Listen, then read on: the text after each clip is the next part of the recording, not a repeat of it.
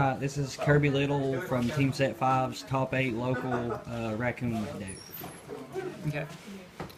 So we run 3 Pompoko. It's one of the main cards of the deck. It searches out Pantan. I also run 3 of those because it has, synergy, obviously. Here's the new support. Run 3 of him per Bambi. It makes cards like Kalantosa and Wind-Up Kitten always live. 3 Kalantosa, which is only because of 3 Bambi. That's the only reason. The pop effect is real. Yeah. 2 Fabled Cherubim. The discard, you discard it to summon Kalantosa and it summons itself back. So it's 2 tuners on the field, and then, yeah. 1 Wind-Up Kitten. It's all you really need, because it's usually a good target for Obedience School. Send it to the grave for Valerie Fawn, most of the time. Catnipped Kitty. This is new. It helps with the lock if you have Sondayu out. It also is kind of like a tree otter slash sequel in one. A single Hain. Flip effect is always good. It's not a dead draw or anything, so it's always there. Junk Synchron. This is Synchro Raccoons, so it gives extra deck options that aren't open to anyone else really, and it makes really good plays. And this is all the monsters. How many is it? It's 9, 12. A lot. 20 ballpark. It's like around 19, 20. Okay. Yeah. So it's them.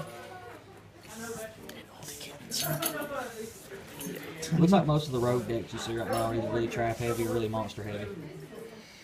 I'm neither. I'm playing shit all. These are about 19 monsters, about half the deck. That's average ratio, right? I don't know, over here lately, like, we got Cleaforts. Cleaforts only run, what, like 15 to 17? Next is the main card of the deck, really. Obedience School. Run 3 of those. Summon 3. It's obvious why. This next one I'm kind of iffy about. It gives good matchups against things like Gravekeepers. And it really helps out when it works, but, it's really good. Some people only run this next one in 2, but I run it in 3. It's basically a monster reborn for all beast warrior monsters, and you can use it to weaken beaters to make your monster stronger than theirs. It's good in combination with Closed Force.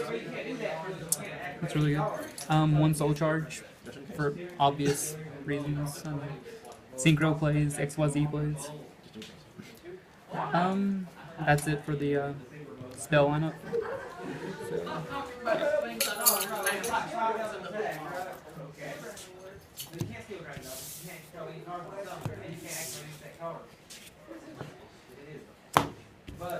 Next is Traps. I run 3 Horn of the Phantom Beasts. It's kind of like this deck's draw power, really. It makes tokens stronger than what they copy. And, you get 2 out, and it's always good to have. Next is Pinpoint Guard. I haven't seen anyone use this whatsoever. But say you have Ronin Raccoon Sondayu out, they declare an attack to destroy it. You activate that, and it can't be destroyed because neither the summoned monster or Sondayu can be destroyed because it's a beast. 2 Trap Stun to stop the OTK. 1 Bottomless, get rid of things. 1 Solemn. Stable traps. Yeah. Get rid of things. Get rid of things. Other things. Stuff that are stronger than my raccoons. Which is a lot of things. They prove that you're better together. Solidarity. Which I would be running if, Synchro. Next is the extra deck. I run 2 Fatal Unicorn. The big part is hand control. If you can control the hand, then you've basically won the game with this card out. That with Closed Force really makes a strong beater. Another level 4 synchro is Armory Arm.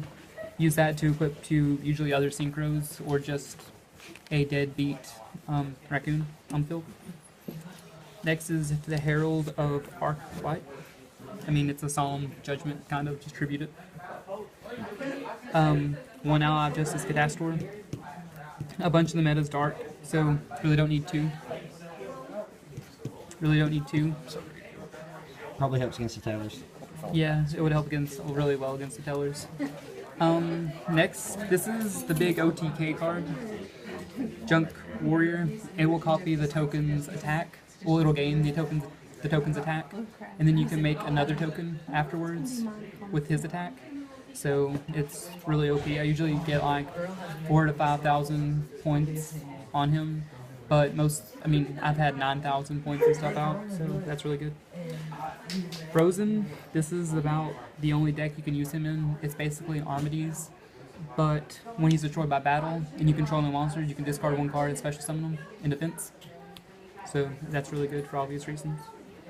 Next, one Goyo Guardian. I can go into him. He's really good. I use him for synchro play sometimes. It just depends. Next is Black Rose Dragon. Blow stuff up. One Bells. I've only ever got this card out once, and someone took it from me. Like, he was playing PG and activated the trap card, so it's really good though if it works. Next, 3 Sandayu. The lock. Yeah, gets out the lock. Creates tokens and everything. It's one of my favorite parts about the deck, honestly. And that's it for the extra deck.